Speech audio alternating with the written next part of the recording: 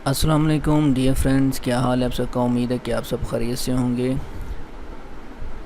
आज मैं आप सबके सामने एक नई वीडियो के साथ हाज़िर हुआ हूँ। जैसा कि आपको पता है कि मैं आपके लिए नई नई जॉब्स जो है ना वो लेके आता रहता हूँ।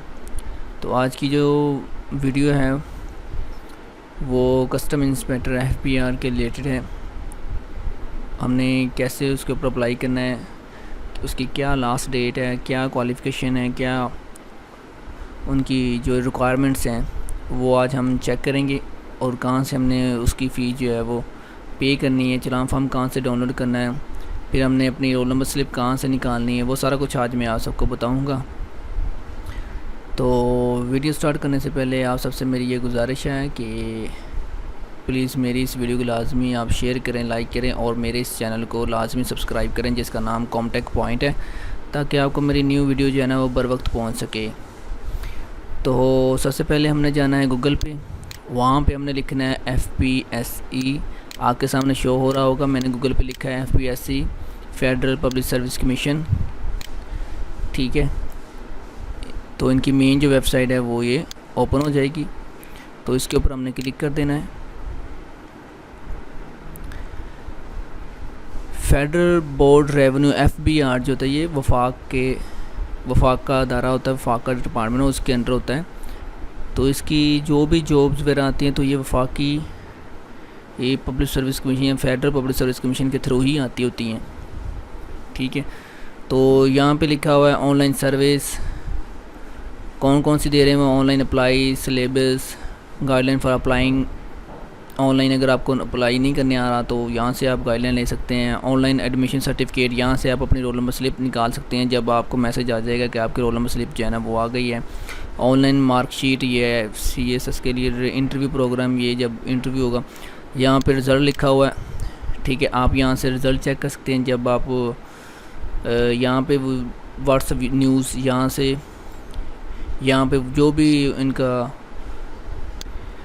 पे जो भी उनकी जो न्यूज़ वगैरह न्यू आती हैं या एडवर्टाइजमेंट, तो यहाँ पे वो शो कर देते हैं। ठीक है, तो आप यहाँ से चेक कर सकते हैं। रिज़ल्ट्स यहाँ से होता है CSS वगैरह को, या आपका भी रिज़ल्ट यहाँ से आ जाता है। आगे आ जाता है जॉब्स। जब हम जॉब्स के ऊपर क्लिक करते हैं तो यहाँ पे जॉब्स की जो एडवर्टाइजमेंट होती हैं, जो उन्होंने जॉब्स की अनाउंसमेंट की होती है ना फेडरल पब्लिक सर्विस कमीशन के थ्रू जो होती है वो यहाँ पे आ जाती हैं। तो इसके ऊपर हमने क्लिक कर देना है। तो यहाँ पे आपके सामने लिखा हुआ शो हो रहा है कि एडवर्टाइजमेंट अगर आपने देखना है तो यहाँ पे क्लिक करें। चलान फार्म अगर आपने डाउनलोड करना है तो यहाँ पे क्लिक करें। अगर आपने ऑनलाइन अप्लाई करना तो यहाँ पे क्लिक करें। सबसे पहले तो आपने चलान फार्म जो है ना वो डाउनलोड करना है।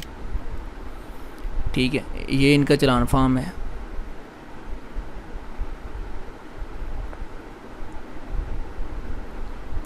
ठीक है, ये इनका चलान फार्म है, यहाँ से आपने डाउनलोड कर लेना है और इसका प्रिंट निकलवा लेना है आपने। प्रिंट निकलवाने के बाद आपने नेशनल बैंक जो भी आपके नज़दीक तरीन हो उसमें आपने इसको पे करना है। इसका 16 स्केल है तो इसकी जो फ़ीस है वो 300 है। ठीक है, तो आपने इसका प्रिंट निकलवा के फ़ीस जमा करवा देनी है। सबसे पहले आपने फ़ीस जमा करवानी है। उसके बाद यहाँ पे एडवर्टाइजमेंट है, एडवर्टाइजमेंट के ऊपर क्लिक करना है आपने। तो जॉब्स जो है ना जो आई होंगी, जो भी जॉब्स आई हुई होंगी तो वो आपके सामने ये शो हो जाएंगी। 7/20/20 का मतलब ये है कि उन्होंने 7 डेट को एडवर्टाइज नंबर इनका 7 है और 2020 है ये। ठीक है, ये इनके एडवर्टाइज नंबर का नंबर है। तो आपके सामने ये एडवर्टाइजमेंट जो है वो शो हो गई। यहाँ पे मुख्तलिफ जॉब्स हैं। अगर आप इन सब के ऊपर कहीं पे भी आप एलिजिबल हैं तो आप लाजमी अप्लाई करें, मेरा आपका यही मशवरा है। ठीक है, तो हमने कस्टम इंस्पेक्टर की जॉब्स हैं, ये कस्टम इंस्पेक्टर की आ गई हैं।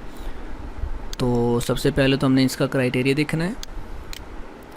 ठीक है, वो कह रहा है कि जी सबसे पहला जो है वो ये है कि 2nd क्लास और ग्रेड C हो बैचलर डिग्री में। ठीक है, किसी भी यूनिवर्सिटी से रिकॉग्नाइज हो। उसके बाद वो कह रहा है economics, commerce, statics, accounting, computer science, law, pharmacy, chemistry और फिज़िक्स। और अगर आपने BSc किया, BSc में कहता है एक सब्जेक्ट इनमें से कोई एक सब्जेक्ट आपने लाजमी रखा हो फिर आप अप्लाई कर सकते हैं। अगर आपने डबल मैथ फिज़िक्स की है, आपके साथ मैथ भी है और फिज़िक्स भी है, तो फिज़िक्स आ गया ना आपके साथ। तो अगर आपने केमिस्ट्री की है, साथ में बायो रखा हुआ है, जो भी है, तो एक सब्जेक्ट आपका केमिस्ट्री आ गया, तो वो ये कह रहा है। दूसरा ये है कि कह रहा है कि वो आपको MS word, MS PowerPoint, Excel के ऊपर काम करना आता हो, अच्छी तरह आता हो, अच्छी कमांड हो आपको इन तीनों के ऊपर। तीसरी ये कह रहा है कि मिनिमम फिज़िकल जो स्टैंडर्ड है वो मेल के लिए है 5'6", यानी कि मेल की जो हाइट है वो 5'6" हो, और उनकी जो चेस्ट है 32 से 33.5 हो, और फीमेल की जो हाइट है वो 5'2" हो,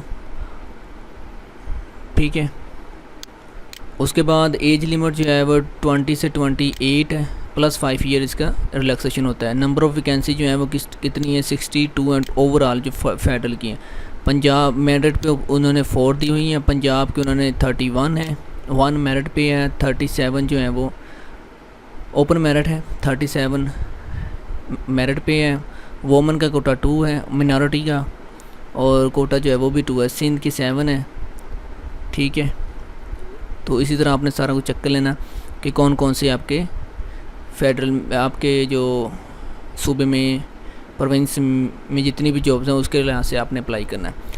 दूसरी बात, इसकी क्लोजिंग डेट ये लिखा हुआ, इसकी क्लोजिंग डेट लिखी हुई है कि क्या है इसकी क्लोजिंग डेट 21/9/2020 है, ठीक है। 21 अक्टूबर 2020 इसकी लास्ट डेट है। इस डेट के रात के 12 बजे से पहले आपने अप्लाई करना है, फ़ी जमा करवानी है और अप्लाई करना है। उसके बाद जो है ना वो ऑप्शन जो है, जो कस्टम इंस्पेक्टर का जो ऑनलाइन अप्लाई में होता है वो रिमूव हो जाएगा, ख़त्म हो जाएगा। हो सकता है कि वो डेट को एक्सटेंड भी कर दें, लेकिन फ़िलहाल तो अभी यही डेट है, ठीक है। यहाँ से आपने अपना क्राइटेरिया चेक कर लेना है इस जॉब के रिलेटेड। तो उसके बाद हम जाते हैं बैक, पीछे ऑनलाइन अप्लाई के ऊपर हमने क्लिक करना है, ठीक है। यहाँ से हमने जॉब्स को सिलेक्ट करना है, कहाँ पे है वो जॉब, कस्टम इंस्पेक्टर की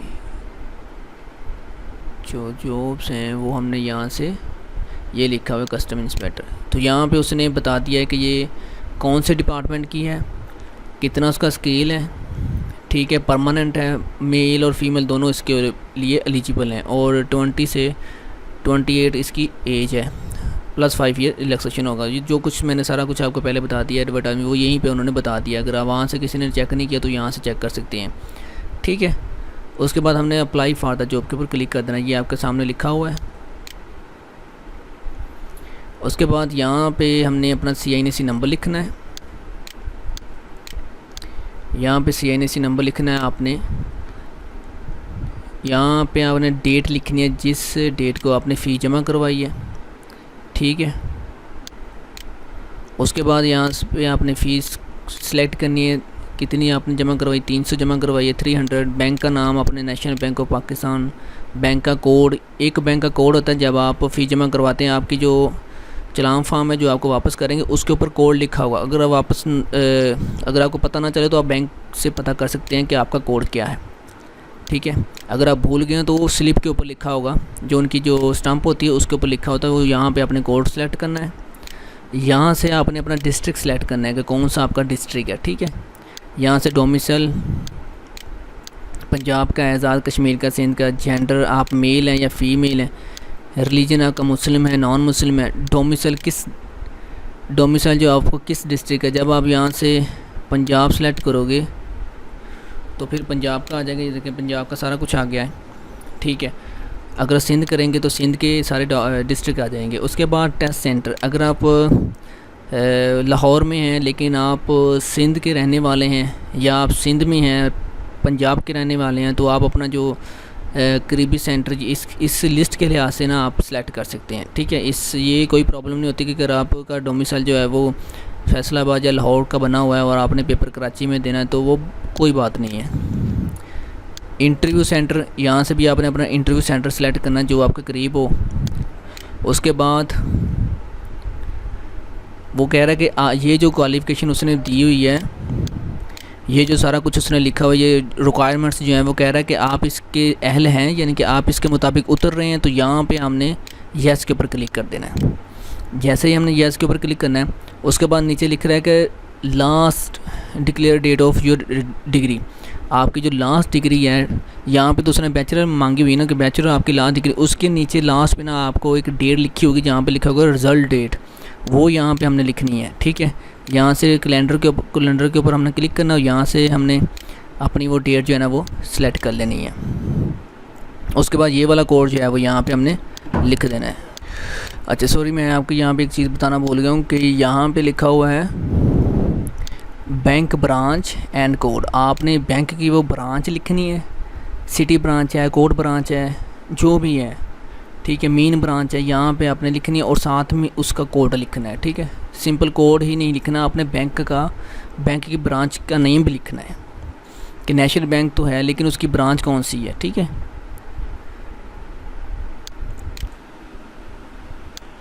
तो आपके सामने मैंने ये कोड लिख दिया है। थोड़ा सा नेटवर्क की वजह से वो सेशन जो है वो लेट हो जाता है, इसकी वजह से फिर न्यू कोड जो आता है। उसके बाद आपने प्रोसीड टू स्टेप 2 के ऊपर क्लिक करना है। ठीक है, उसके बाद आपके सामने एक न्यू पेज शो हो जाएगा। यहाँ पे वो कह रहा है कि अपनी पिक्चर जो है ना वो अपलोड करनी है, 30 KB से कम होनी चाहिए आपकी पिक्चर। ठीक है, उसके बाद यहाँ पे आपने अपना जो CNC नंबर है वो री एंटर करना है।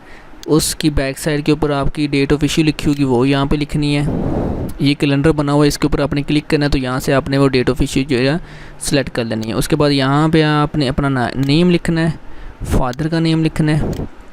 ठीक है, डेट ऑफ बर्थ लिखनी है। यहाँ पे एज रिलैक्सेशन, अगर आपकी एज जो है वो 28 से ज़्यादा है तो यहाँ पे आपने एज रिलैक्सेशन का क्लिक कर देना, अगर नहीं है तो नॉट रिकमेंड ऐसे ही रहने दें। ठीक है, यहाँ नीचे जो है वो आपने अपना पोस्टल एड्रेस लिखना है। उसके बाद आपने मोबाइल नंबर लिखना है, मोबाइल नंबर वो लिखना है आपने जो कन्वर्ट शुदा ना हो। फ़र्ज़ करें अगर आपका जो मोबाइल नंबर है वो जैज़ का है और सिम जो है वो आपकी टाइनोर की है, तो वो आप इसके ऊपर नहीं लिख सकते क्योंकि फिर आपको मैसेज नहीं आएगा। ठीक है, तो काइंडली इस बात को आप ज़हन नशीन कर लें कि आपने वही नंबर लिखना है जो कन्वर्ट शुदा ना हो। जैसे कि जैज़ की सिम है और जैज़ का ही नंबर हो, टाइनोर की सिम है तो टाइनोर का ही नंबर हो। उसके बाद आपने यहाँ पर लिखना है अपना फ़ोन नंबर अगर आपका PTCL नंबर है वो लिख दें। यहाँ पे आपने लिखनी है अपनी ईमेल और यहाँ से आपने सेलेक्ट करना है अगर आप डिसेबिलिटी हैं, खुदा ना खास्ता अगर आप माजूर हैं तो यहाँ से आपने सेलेक्ट करना है कि आपको कौन सी मजूरी है। ठीक है, उसके बाद आपने ऐड एजुकेशन के ऊपर क्लिक कर देना। आपके सामने ये लिखा आ रहा है ऐड एजुकेशन के ऊपर क्लिक कर देना है। यहाँ पे भी उसने एजुकेशन की सारी जो डिटेल है वो शो की हुई हैं कि किस लिहाज से आप अप्लाई कर सकते हैं। अगर आप इस लिहाज से एलिजिबल हैं तो आप इसके ऊपर लाजमी अप्लाई कर सकते हैं। तो ऐड एजुकेशन के ऊपर आपने क्लिक कर देना है। ऐड एजुकेशन के ऊपर क्लिक करने के बाद आपके सामने ये वाला पेज शो हो जाता है।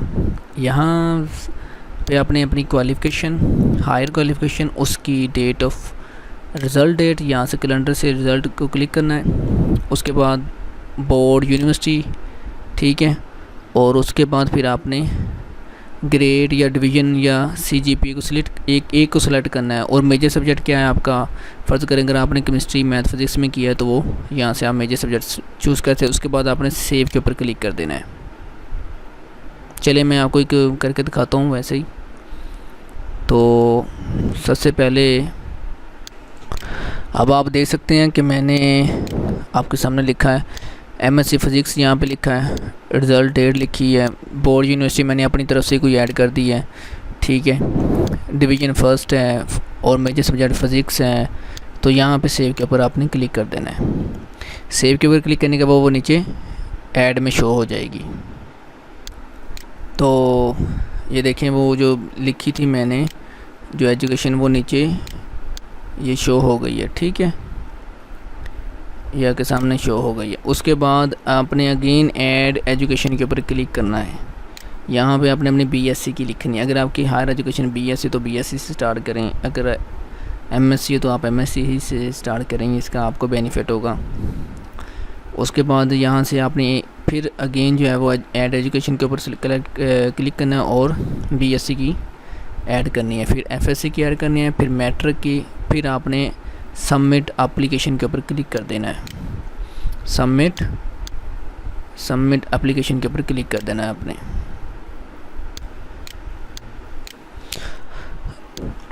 अब अगेन ऐड एजुकेशन के ऊपर क्लिक करने के बाद फिर से वही काम स्टार्ट हो जाएगा।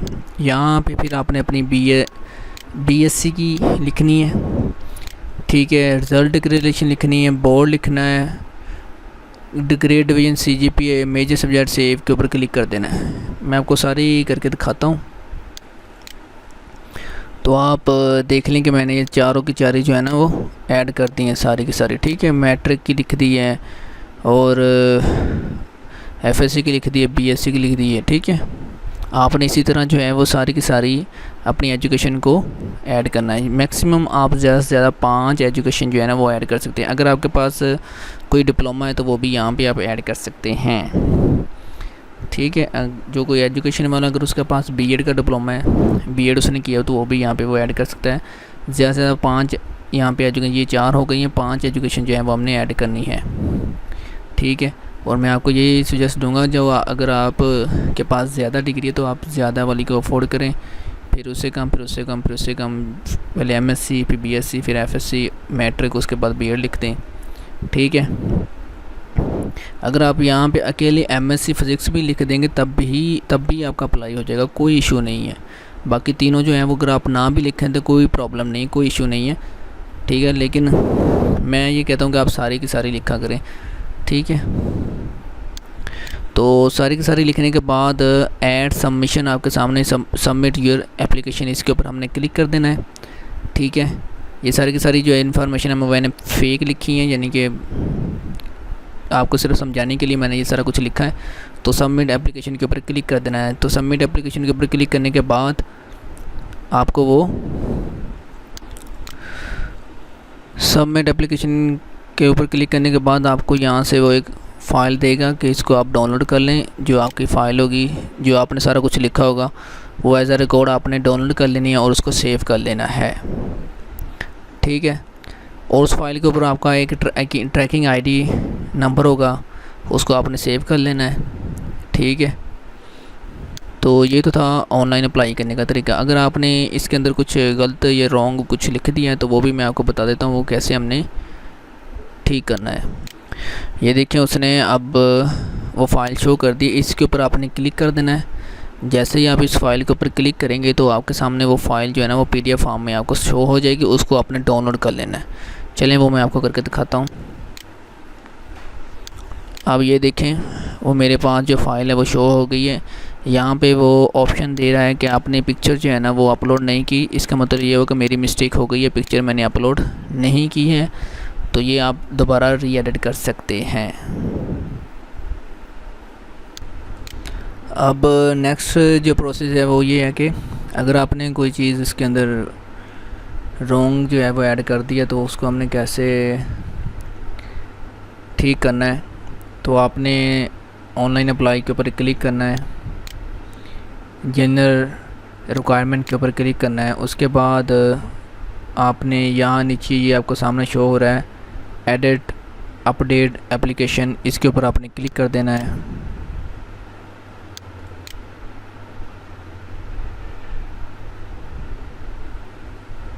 उसके बाद यहाँ पे वो कह रहा है कि अपना CNC नंबर लिखो और क्रेडिट और ट्रैकिंग नंबर आईडी लिखें और ये कोड हमने यहाँ पे लिख देना। अगर आपके पास आपको नहीं पता कि आपका ट्रैकिंग आईडी क्या है वो भी आपको मैं बता देता हूँ। तो ये लिखा हुआ है रीट्राइव ट्रैकिंग आईडी, ठीक है, ये लिखा है। तो इसके ऊपर आपने क्लिक करना है। इसके ऊपर क्लिक करने के बाद यहाँ पे आपने अपना CNC नंबर लिखना है, ठीक है, और ये कोड लिखना है आपको। आपका ट्रैकिंग आईडी जो है ना वो शो हो जाएगा नीचे, ये यहाँ पे शो हो जाएगा, ठीक है। किस पोस्ट के लिए आपने अप्लाई किया है वो सारा कुछ यहाँ पे लिखे है और यहाँ पे आपका ट्रैकिंग आईडी होगा, उसको आपने सेव कर लेना है या लिख लेना है अपने पास। उसके बाद आपने एडिट एप्लीकेशन के ऊपर जाना है। यहाँ पे CNC नंबर, ट्रैकिंग आईडी, जिस तरह ये है इस तरह ये ट्रैकिंग आईडी होंगे आपके, ठीक है। तो यहाँ पे आपने ये कोड लिखना है, वो सबमिट कर देना। जैसे आपने वो सबमिट किया तो वो सारा का सारा जो परफॉर्मा जो हमने फिल किया था ना वो शो हो जाएगा। अब जहाँ पे आपकी गलती है उसके अंदर हमने पिक्चर जो है वो अपलोड नहीं की थी, आपने पिक्चर चूज़ फाइल के ऊपर क्लिक करना है और अपनी पिक्चर जो है ना वो अपलोड कर देनी है वहाँ से।